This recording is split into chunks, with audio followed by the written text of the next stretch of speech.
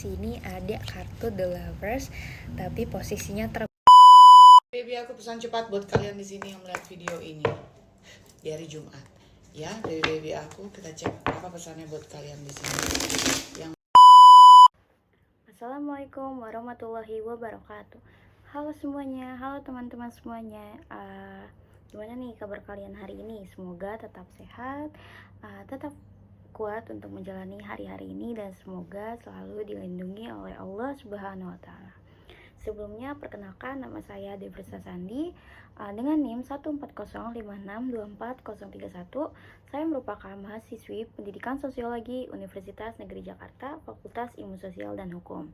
Nah, hari ini kita bakal ngobrolin topik yang menarik dan agak mistis sedikit, dan juga sangat relevan dengan keseharian kita sekarang.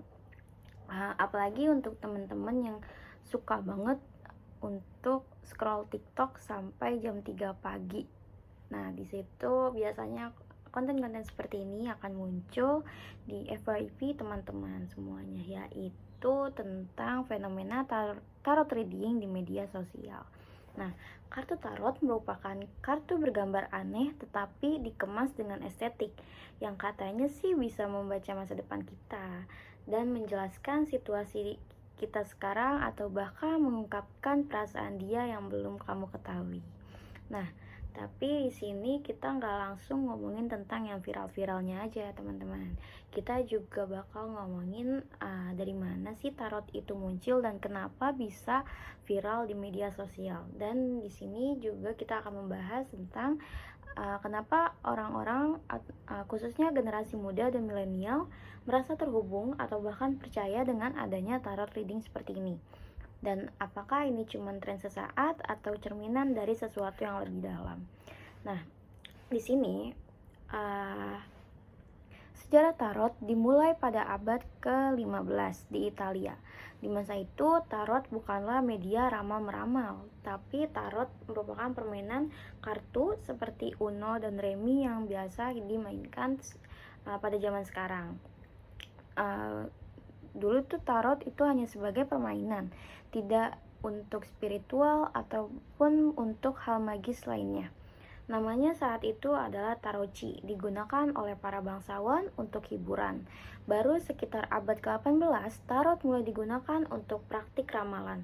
Salah satu tokoh awal yang dikenal memperkenalkan aspek esoteris dan simbolik dari tarot adalah John Baptist Eliot, yang lebih dikenal dengan nama pena Etaila. Nah, Etaila ini mulai menghubungkan tarot dengan astrologi, elemen, dan simbolisme yang lebih mistis. Lalu ada juga Eliphas Levi, seorang okultus Prancis yang mengaitkan tarot dengan Kabbalah dan ajaran metafisik. Dari situlah tarot pelan-pelan mulai berubah fungsi dari yang permainan menjadi alat spiritual. Nah, nggak berhenti sampai situ aja nih teman-teman.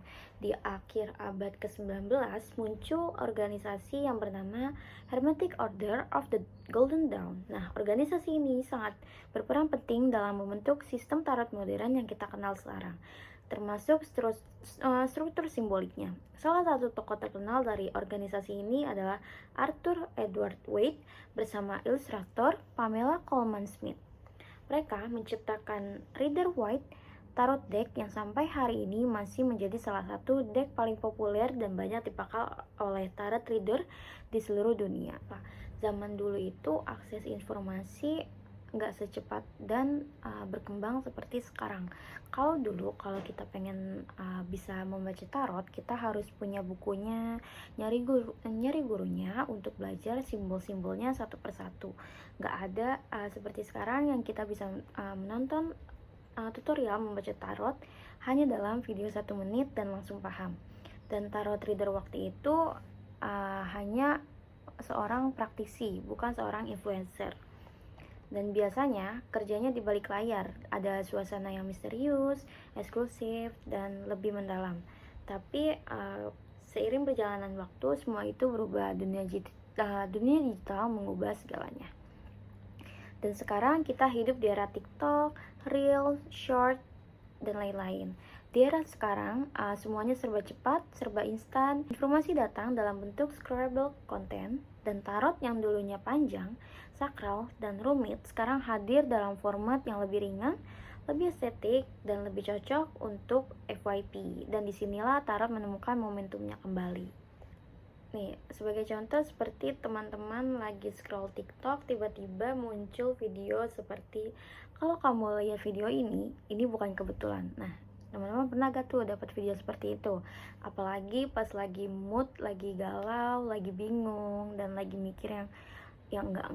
Nah, di situ biasanya video-video tarot akan bermunculan lebih banyak. Seperti tiba-tiba ada tarot reader membacakan kita dengan kartu Three of Swords disusun dengan The Hermit yang akan membuat kita overthinking. Nah, di titik inilah tarot menjelma menjadi teman, jadi penasihat, jadi pelarian, dan juga jadi hiburan. Nah, disitulah ada dualitas dari tarot tersebut. Buat sebagian orang, tarot adalah bentuk escapist, cara untuk lari dari tekanan hidup, dari overthinking yang gak kelar. Tapi buat sebagian yang lain, tarot adalah alat refleksi, medium untuk memahami perasaan yang sulit dijelaskan. Ketika kita gak tahu cerita ke siapa, kita cerita ke kartu. Meskipun kartu itu gak bisa ngomong, tapi interpretasi kita sendiri yang seolah menjawab pertanyaan kita. Padahal itu hanya percakapan sama diri sendiri. Dan jangan lupa bahwa media sosial memainkan peran penting dalam membentuk persepsi kita terhadap tarot. Dulu orang mungkin perlu datang ke toko buku metafisik atau tempat spiritual alternatif yang untuk menemukan pembaca tarot. Sekarang tinggal scroll dan klik. Banyak tarot reader yang punya gaya bicara yang menarik, editan video yang mulus, dan background video yang tenang, yang bikin suasana tambah imersif. Bahkan ada juga tarot reader yang berbalut dengan estetika visual seperti estetik kotekor, gotik, sampai nuansa futuristik ala skifi. Ini semua membuat tarot jadi experience visual dan emosional. Menarik lagi, tarot di media sosial juga berubah bentuk. Gak lagi hanya soal prediksi, tapi juga jadi bagian dari self-care dan ritual sehari-hari. Ada yang tiap pagi nonton tarot of the day, ada juga yang nonton itu sebelum tidur. Ada yang pakai tarot untuk journaling. Pokoknya tuh makin kesini tarot bukan hanya menjadi alat ramalan, tapi juga sasaran ekspresi diri. Bahkan tarot reader sekarang gak cuma baca kartu, mereka juga kasih afirmasi, motivasi hidup, dan sarana produktivitas. Jadi semacam life choice versi mistis. Nah, disinilah terbuka pertanyaan, apakah tarot sekarang masih sakral atau sudah jadi bagian dari industri hiburan digital? Karena nggak bisa dipungkiri, banyak juga yang melihat tarot sebagai peluang bisnis. Banyak akun tarot buka jasa reading personal, paket manifesting, kelas belajar tarot, sampai jualan kartu dengan desain custom. Ada juga yang menjual aura, energi, dan pembersihan spiritual. Kadang terasa murni, kadang juga terasa agak dipaksakan. Kadang seperti pertemuan spiritual, kadang seperti iklan MLM metafisik. Tapi kembali ke pertanyaan awal, kenapa orang suka tarot? Mungkin jawabannya karena tarot memberi rasa dikerti. Di dunia yang semakin bising, tarot datang untuk memberikan ketenangan, memberikan ruang untuk berhenti sejenak, mengajak kita melihat hidup dari sudut pandang yang lebih simbolik, lebih reflektif, dan kadang untuk sebagian orang itu cukup. Kita nggak selalu butuh jawaban pasti, kita cuma butuh teman untuk merenung. Dan tarot, meskipun hanya selembar kartu, kadang bisa menjadi teman itu. Dan kalau kalian bertanya apakah untuk itu buruk atau tidak, dan jawabannya belum tentu, asal kita sadar bahwa tarot bukanlah jawaban akhir dari pertanyaan-pertanyaan yang teman-teman pertanyakan. Tarot bukan suara yang harus diikuti sepenuhnya. Tarot bukan jalan pintas, tarot hanyalah media. Dan juga dengan hal ini kita juga harus tetap berpikir jernih dan selalu menganalisis dan membuat keputusan hidup berdasarkan realita yang ada, bukan sekedar simbol dari kartu. Tarot bukan GPS kehidupan yang pasti, melainkan lebih mirip cermin kecil yang kita lihat, kita tafsirkan, dan kita renungkan.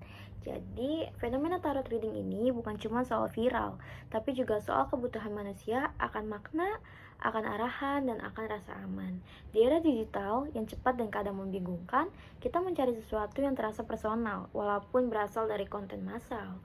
Tarot menjawab kebutuhan itu dengan cara yang unik, dengan simbol-simbol yang ambigu tapi dalam, dan dengan kemampuan untuk membuat kita berhenti sejenak dan berpikir tentang kehidupan.